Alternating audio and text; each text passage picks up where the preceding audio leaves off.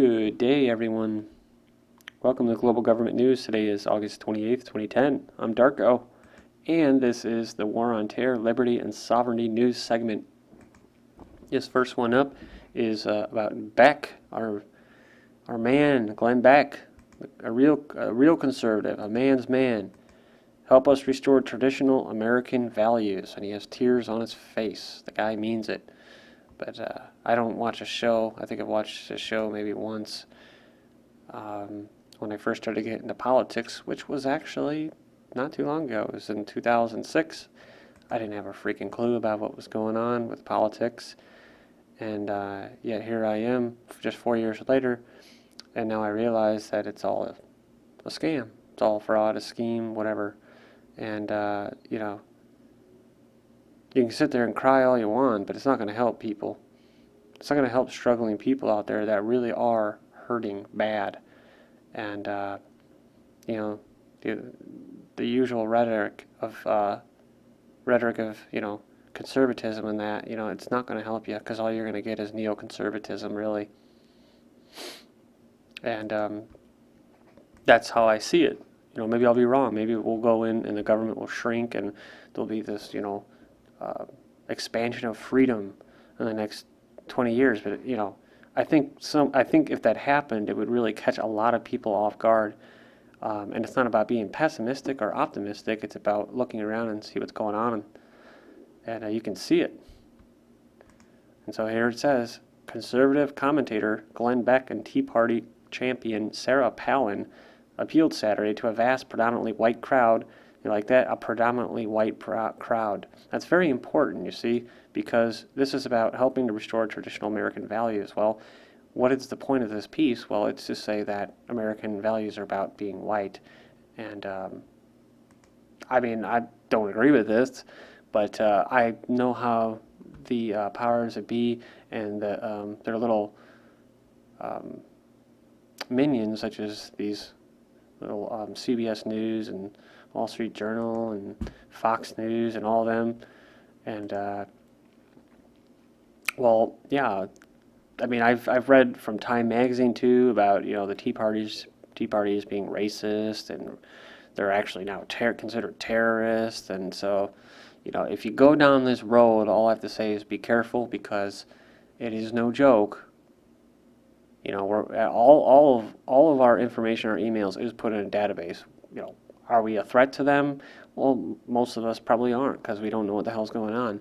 But the people that do know that's what's going on and what's happening to, quote, their country, you can be rest assured that they're definitely tracking you to see how active you are. So when you go out and you go to these tea parties, they're taking your name down, and you voluntarily sign it. So just be aware of that. And of course, this is it's about Sarah Palin, 2012 presidential candidate, and the first woman president. So that's what it's really about: return to a traditional American values. And what is the other thing that this is about? I'm going to say one last thing about this.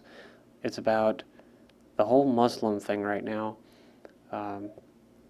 About Time Magazine putting out an article, does America have a Muslim problem? And it's like, well, no, we don't. But that whole the Obama mosque ground zero thing, the whole thing, trust me, is programming. It's mind control, and it is psyops. And that's why I don't really cover it. And I just want to let you know that that's how I feel about the whole Obama mosque thing, or the Ground Zero Mosque, is that because now they're saying, oh, taxpayers, it's going to be funded by taxpayers, and it's just, you know what that is. That's psyops. That's the old divide and conquer, and the whole reason the mosque came up is so they need to bring back the war on terror in the minds of the people. The economies in their mind are in the minds of the people, because like I said, they're hurting, but they want to keep they're bringing back the whole war on terror thing. And the whole Muslim thing, like they did earlier in the decade,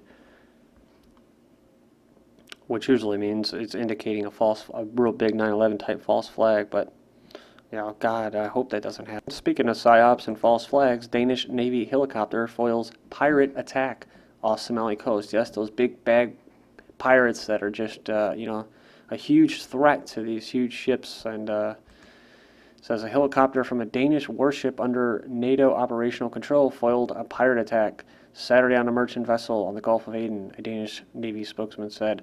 The Danish ship Esbern Snare launched a helicopter in response to a call for help from a merchant vessel. The Danish Navy's duty officer, who declined to give him his name, told AFP the merchant ship was shot upon when the helicopter went over there. The pirates aborted their attack and tried to head for Somalia. So, you know what I'm saying? They go there with their little ladders or bouncing around the waves, their little skid boats, and, and they got like 2 people, an entire merchant ship, unguarded. They have no private security, nothing, because I think it's actually against some kind of treaty or law that they can't even protect themselves. So the whole thing is just a scam. Like everything else, like I just said, it's the pirates. The pirates in court said there was a group of pirates. It was actually one of the leaders of one of them that's been busted before, and he said, hey, don't blame me. We're just working for a subsidiary of Goldman Sachs. I kid you not. Search that in a Google search or a Scroogle search. So the whole thing's a joke, and what is it for? It's to create a need, some kind of threat in the Gulf of Aden. Why? Because somehow that's a particular area. I'm not exactly sure why, but I'm not going to really theorize on that right now. I'm just going to keep moving because I got a lot of articles to cover still.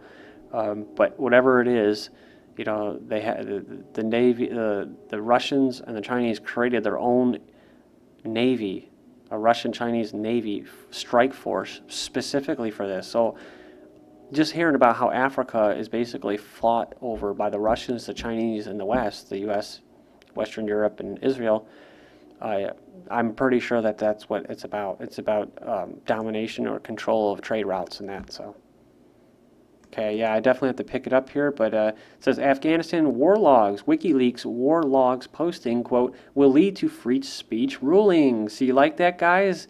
If you think WikiLeaks is not a corporate globalist, another psyop like everything else, then hey, here you go. You got, WikiLeaks. The whole thing not only brought attention to Pakistan, and now, we have troops there, of course, because of the floods, right? We got troops, Marines, and helicopters there all of a sudden. And, but no, it served multiple purposes, and the other purpose was what?